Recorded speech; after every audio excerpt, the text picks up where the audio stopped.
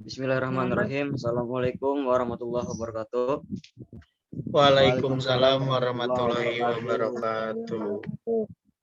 Alhamdulillahirrahmanirrahim. Pada hari ini kita bisa berkumpul dan bertemu di room Zoom ini. Ya.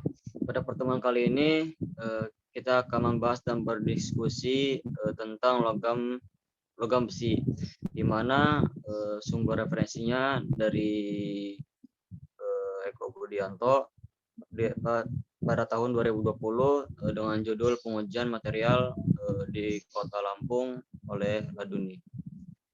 Ya, untuk materi-materi selanjutnya akan dibacakan oleh anggota kelompok saya, yaitu Utami Pinken Anggreni, Muhammad Ilham Zaini, Yafi Febrian, dan Ragil Febrian. Material teknik elektro itu dengan judul logam besi dengan dosen pengampu Desmira STMT. Ya, langsung saja untuk materi pertama yang akan dibacakan oleh Repi Febrian. Kepadanya kami persilakan. Ya, terima kasih pada moderator. Di sini saya akan membacakan tentang logam, yang dimana logam merupakan unsur kimia yang mempunyai sifat-sifat kuat, keras, penghantar listrik, dan panas. Logam bersifat tidak tembus pandang, buram, dan jika dipoles hingga mengkilat akan menjadi reflektor pemantul cahaya yang baik. Logam merupakan bahan penting untuk dipakai konstruksi mesin, kendaraan, jembatan, bangunan, pesawat, dan sebagainya.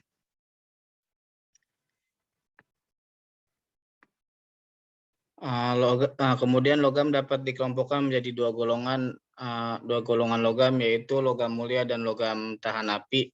Yang pertama logam mulia, logam yang mempunyai sifat-sifat khusus seperti tahan terhadap bahan kimia, tahan terhadap korosi, dan lain-lain, contohnya emas dan perak. Yang kedua logam tahan api, logam yang mempunyai sifat tahan terhadap api, contohnya wolfram, molybden, titanium, dan zirconium. Kemudian logam dapat diklasifikasikan ke dalam dua kelompok, yaitu logam fero dan logam non-fero. Logam fero adalah logam besi atau Fe. Besi merupakan logam yang penting dalam bidang teknik, tetapi besi murni terlalu lunak dan rapuh sebagai bahan kerja, bahan konstruksi, dan lain-lain.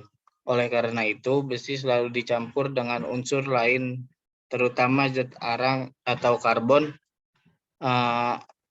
Sebutan besi dapat berarti besi murni dengan simbol kimia Fe yang hanya dapat diperoleh dengan jalan reaksi kimia. Besi teknik adalah yang sudah bercampur dengan unsur lain besi. Cukup sekian dari saya kembali ke moderator. Terima kasih. Ya, terima kasih kepada Repi Febrian. Selanjutnya dibacakan oleh Utami Pinken Anggreni.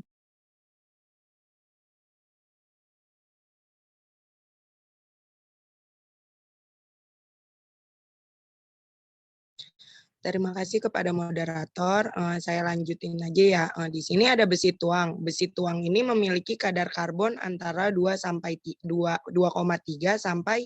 3,6% dan tidak dapat ditempa.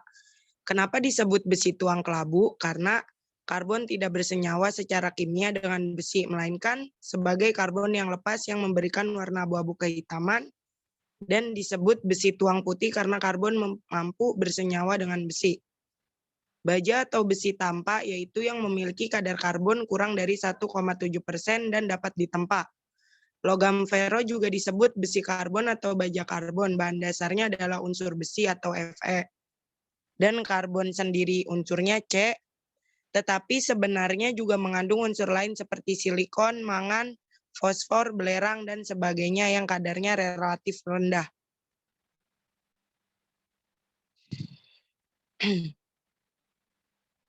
Selanjutnya ada logam non-fero. Logam non-fero ini atau non-ferrous metal ialah jenis logam yang secara kimiawi tidak memiliki unsur besi atau fero atau Fe. Oleh karena itu, logam jenis ini disebut sebagai logam bukan besi atau non-fero.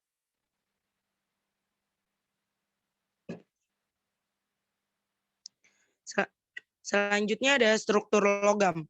Struktur logam ini terdiri dari susunan atom-atom untuk lebih memudahkan pengertian. Maka dapat dikatakan bahwa atom-atom dalam kristal logam ini tersusun secara teratur dan susunan atom-atom tersebut menentukan struktur kristal dari logam. Susunan dari atom-atom tersebut disebut dengan sel unit.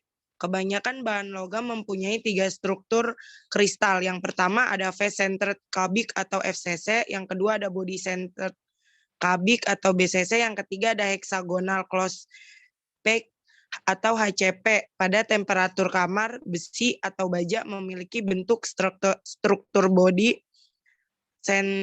center cubic. Dalam hal ini, sel unit dari atom-atom disusun sebagai sebuah kubus dengan atom-atom menempati ke-8 dari sudut kubus dan satu atom berada di pusat kubus. Saya kembalikan lagi kepada moderator. Terima kasih.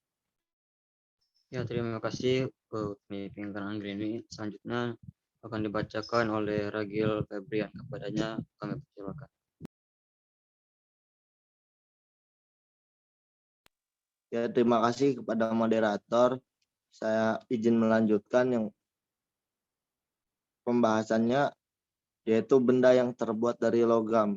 Yang pertama bisa kita temukan di kehidupan sehari-hari, yaitu seperti sendok, koin atau uang logam, kubah masjid, piala, dan lain sebagainya. Itu merupakan contoh dari kehidupan sehari-hari pengaplikasian dari logam.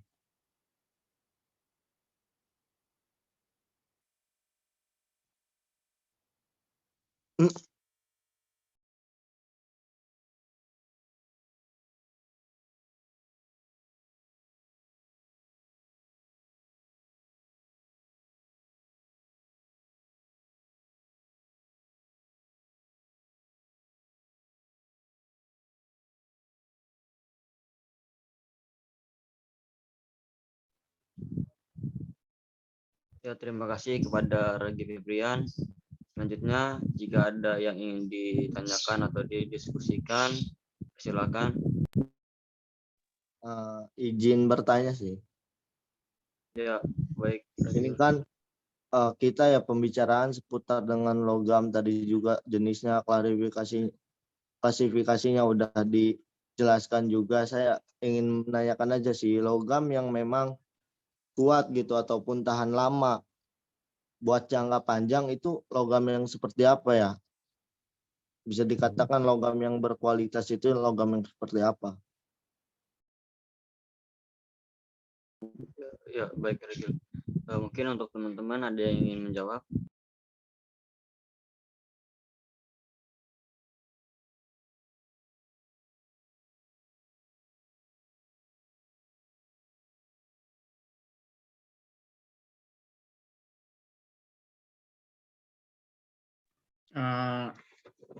Izin menjawab, moderator.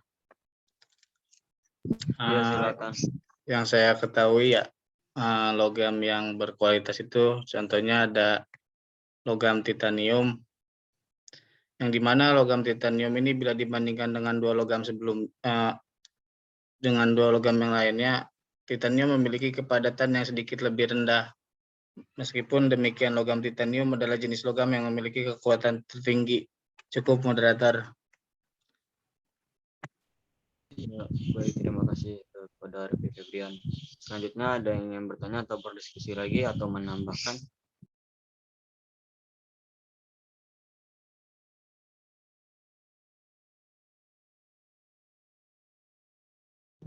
Jika tidak ada yang menambahkan atau diskusi atau bertanya, mungkin kita cukupkan pada diskusi kali ini, dan dapat kita simpulkan bahwa logam merupakan unsur kimia yang mempunyai sifat-sifat kuat, keras, penghantar listrik, dan panas.